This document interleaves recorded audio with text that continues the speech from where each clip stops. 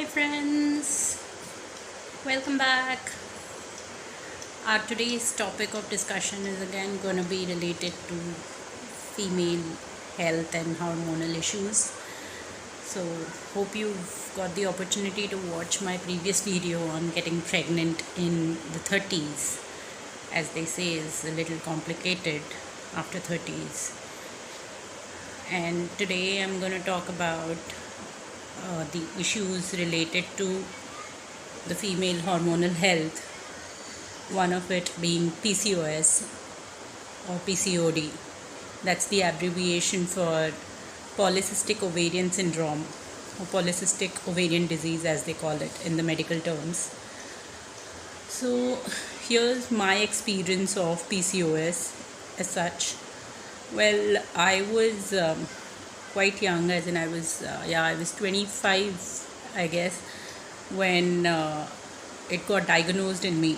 Like, what happened was I had started observing some symptoms, some very strange symptoms of it. Like, my weight had gone, like, it had blown out of proportion. Basically, I was never a very, a plump kind of a person. At least after I got matured, like after I hit puberty, my weight was never an issue for me.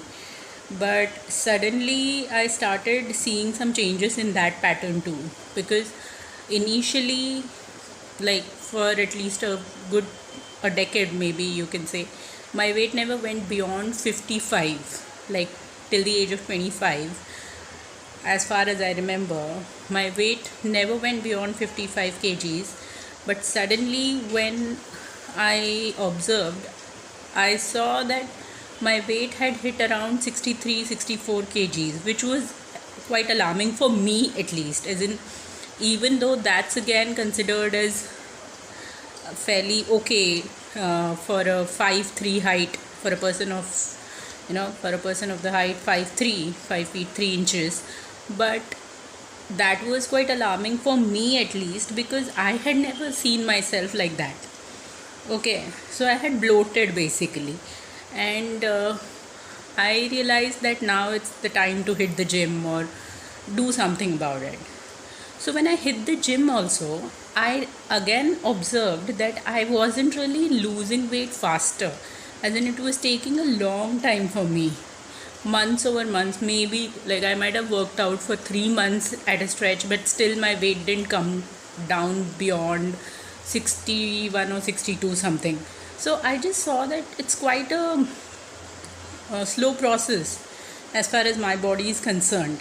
So I decided to, and yes, first of all, this was weight was one of the symptoms, bloating out was one of the alarming symptoms for me. But the bigger symptom was irregularities in my periods. Although I have always had irregular periods right from the beginning, right from the time I got my periods at the age of 12, I have never had I've never had like regular periods like a normal person. So that was, anyways, I mean, for me it wasn't very shocking, but then a gap of 60 days and all is something quite alarming. So I decided to visit the doctor by then, with these two symptoms, at least with me. I decided that yes, it's time to go visit the doctor.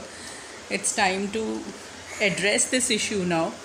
So first I visited a regular doctor, allopathic doctor. She gave me, and a gynecologist in fact, she gave me some medicines with which I got the periods, but then my PCOD wasn't addressed. Okay, so I decided to visit homeopathy. Now, homeopathy was also one of the major transformations in the medical field. And with homeopathy, again, I observed that there is a delay in the process, as in that's how it works actually. So with homeopathy also, I wasn't getting the results very, like the outcome wasn't very obvious as such. So it was taking time there too. I took those homeopathic medicines for almost like 1.5 years, or maybe more, like 2 years probably.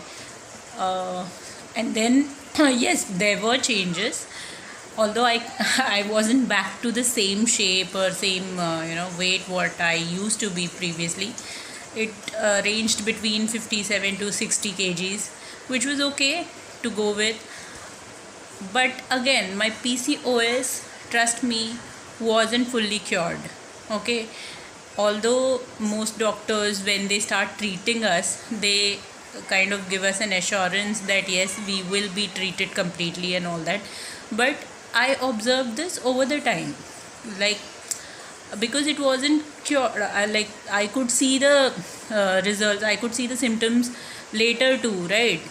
In later stage of life too, at the age of 28, 29, I could see that I wasn't completely recovered from PCOS, although there were changes, of course. So I had no clue exactly what to do with that. So I left it that way, as in I did not pursue it further. I did not bother much about it for a period of time. And to tell you honestly, my lifestyle had also changed a bit, as in I had I had started working in a corporate, and then the timings were like that, as in we used to go in the morning at 9:30 around and come back by 9 o'clock in the night. So it was like a long day for most of us. And then there was no particular routine to follow. So, as in except the working hours, eating habits weren't in place. Proper drinking water habits weren't in place, and I had no much idea that how drinking water on a regular basis in a day helps. So I had no idea about this too. Okay, trust me, consuming water, good clean water in the entire day, at least 2 to 3 liters of water in a day, helps a hell lot. Trust me. So that was something which I wasn't really aware of. And then again the same issue popped up. Again I uh, observed some symptoms of PCOS. So it wasn't really going away, as in it wasn't really going out of my system. And what is the structure of PCOS? That's something which we need to understand here now. So when I visited the doctor again, I understood that PCOS is nothing but the fibroids. Those are small, you can say small or bigger in size. The sizes vary basically. So those are some sort of follicles on your ovaries, on the female organs, which affect your system. So that was something which I had no idea about. That's something which I did not know much about. So that's the anatomy of it, the internal part of the entire issue there. So my periods were again not very regular, although I used to get it in 45 days or something like that. But I did not I was already drained out, so I did not address it again. But it was only when uh, when I was 31 or something, like a couple of years back, I realized that I have to start bringing my lifestyle habits to a certain degree or to a certain level wherein I can see the changes. Okay, because the lifestyle thing was also not informed to me, but somewhere, probably by reading out some articles and watching some videos around, I understood that most of it, almost 80 to 85% of that issue can be resolved through the changes in lifestyle habits by bringing healthy lifestyle. So this is something which was like quite alarming for me. I should have done that right in the beginning, but once again, like when we are in that stage, we just want to kind of come out of it. Like we are so overwhelmed by it that we just want to do something about it. We want to take a treatment, or we want to do something which can give us a give us an instant cure or something.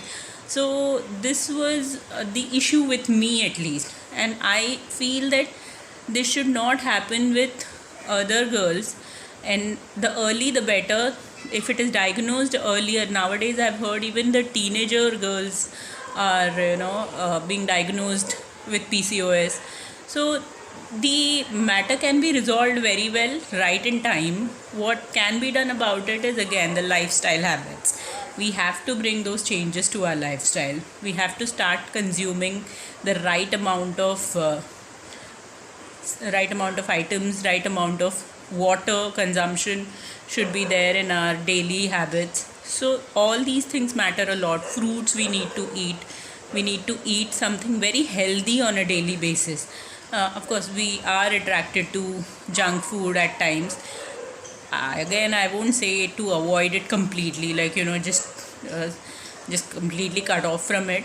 You can have it once in a while, once in a blue moon types, but on a daily basis, eating healthy and nutritious is what is more important, and that's all. I mean that probably can resolve a lot of the problem. So hope that helps. And this has been my journey of PCOS at this point of time, when I'm, as you have already watched my previous video, when I'm already pregnant now.